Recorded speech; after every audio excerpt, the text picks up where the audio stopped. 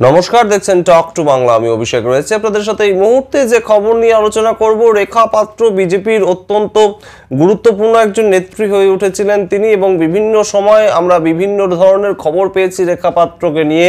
তিনি হাজী নুরুল ইসলাম, তার বিরুদ্ধে ভোটে দাঁড়িয়েছিলেন সন্দেশখালী থেকে, তার উত্থান এবং বসিরহাট বিধানসভা থেকে একদম আমরা দেখতে পাই প্রধানমন্ত্রী নরেন্দ্র মোদী তাকে ফোন করেন সন্দেশখালী গণ আন্দোলনের সময়, এবং পরবর্তীতে তিনি বিজেপি নেত্রী হিসেবে রীতিমতো নিজেকে একদম প্রতিষ্ঠিত করে তোলেন। হাজী নুরুল ইসলামের বিরুদ্ধে তিনি হাইকোর্টে মুভ করেন, কখনো তিনি কলকাতা রাজপথে একদম রাজ্য সরকারকে তুলোধরা করেছেন, আমাদের কাছেও তিনি ইন্টারভিউ দিয়েছেন। কিন্তু এবার কি রেখা পাত্রের কপাল পুড়ল, তেমন কিন্তু একটা পূর্বাভাস উঠে আসছে। তার কারণ আমরা ইতিমধ্যেই দেখলাম গত ৩রা মার্চ কিন্তু একদম সোজাসুজি সন্দেশখালীতে গিয়েছিলেন শুভেন্দু অধিকারী, রাজ্যে বিরোধী দলনেতা। যে রাজ্যে বিরোধী দলনেতা শুভেন্দু অধিকারীর একদম ফেভারিট পার্সন ছিলেন রেখা পাত্র, এবং যার পছন্দ অনুযায়ী মূলত রেখা পাত্রকে কিন্তু টিকিট দিয়েছিল বিজেপি বসিরহাট লোকসভা কেন্দ্রের মতন কেন্দ্র থেকে ভোটে দাঁড়ানোর ক্ষেত্রে। একজন অনভিজ্ঞ একজন সাধারণ গৃহবধূ, তাকে এই ধরনের একটি বৃহৎ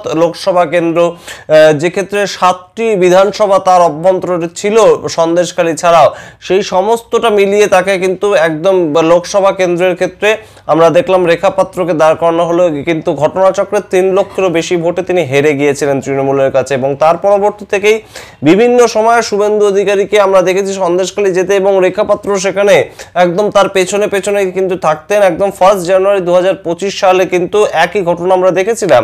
রেখা পাত্র বিভিন্ন সময় কিন্তু একদম সোজাসুজি বলছেন যে তিনি কোনোভাবেই তৃণমূলে যাবেন না, তিনি কোনোভাবেই সুজয় মাস্টার, তার যে রাজনৈতিক গুরু, তাকে অনুসরণ করবেন না। তিনি তৃণমূলে গেলেও পরবর্তীতে তিনি বিজেপিতেই থাকবেন, এবং একদম সোজাসুজি তিনি বলে দিয়েছিলেন যে শুভেন্দু অধিকারী তিনি যে পথ নির্দেশ করে দেবেন সেই পথ অনুযায়ী চলবেন রেখা পাত্র। এবং সেই জায়গা থেকেই কিন্তু এবার যে ছবিটা, সেটা অনেকটা অন্য ধরনের ছবি। তার কারণ বিকাশ সিং বলে অপর এক বিজেপি নেতা কিন্তু সন্দেশখালী গণ আন্দোলনের সময় থেকেই তিনি, তারও উত্থান হয়েছিল, এবং তার নিজের মেয়ের বিয়েতে উপস্থিত থাকলেন শুভেন্দু অধিকারী, যেখানে কিন্তু ধারে পাশেও দেখা গেল না রেখা পাত্রকে। এবং এই ঘটনা কিন্তু বেশ খানিকটা জল্পনা তুঙ্গে করেছে পশ্চিমবঙ্গের রাজ্য রাজনীতিকে কেন্দ্র করে। যখন আমরা ভাবছিলাম যে উত্তর 24 পরগনা জেলার অন্যতম একজন গঠনমূলক কিন্তু নেত্রী হতে পারেন রেখা পাত্র, সেই ক্ষেত্রে কিন্তু সেই সম্ভাবনা এই মুহূর্তে বেশ খানিকটা থমকে গেল এই ঘটনার দরুন। তার কারণ শুভেন্দু অধিকারী ছাড়া রেখা পাত্রর কিন্তু রাজনৈতিক কোনো ব্যাকআপ নেই,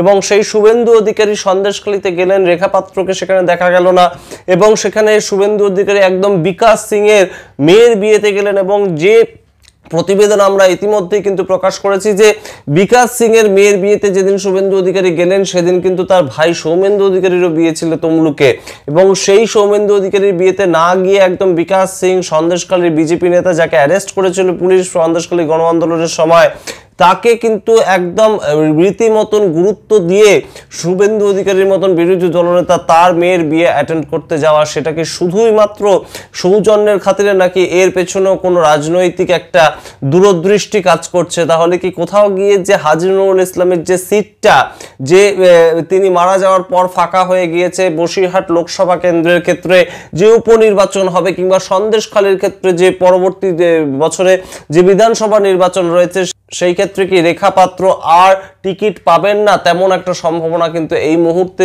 উঠে আসছে। এবং যে জল্পনাটা উঠে আসছে বিজেপির অন্দর থেকেই, সেটা কিন্তু খুব গুরুত্বপূর্ণ যে রেখা পাত্র একটা সাধারণভাবে কিন্তু একদম একটা গণ আন্দোলন থেকে উঠে আসা মুখ, তাকে এই যে একদম বসিরহাট লোকসভা কেন্দ্রে টিকিট দিয়ে দেওয়া, সেটা কোথাও গিয়ে বিজেপি যে হঠকারী একটা সিদ্ধান্ত নিয়েছে, এবং সেই হঠকারী সিদ্ধান্ত থেকে কিন্তু তারা রীতিমতন একটা ভুল স্বীকার করতে চাইছে, কিংবা সাংগঠনিকভাবে যার একটা ক্ষমতা রয়েছে, যেটা কিন্তু বিকাশ সিং এর রয়েছে বলেই সূত্র মারফত খবর। এবং সন্দেশখালী বিধানসভা এরিয়ার মধ্যে কিন্তু বিকাশ সিং অনেক পুরনো নেতা বিজেপির তরফে, এবং সেই বিকাশ সিংকেই কিন্তু আবারও গুরুত্ব দিতে চাইছে, এবং সংগঠনকে মজবুত করার ক্ষেত্রে ক্ষেত্রে কিংবা ভোটে লড়ার ক্ষেত্রে কিন্তু বিকাশ সিং অনেকাংশেই এগিয়ে থাকতে পারে বলেই মনে করছে রাজনৈতিক মহলের একাংশ।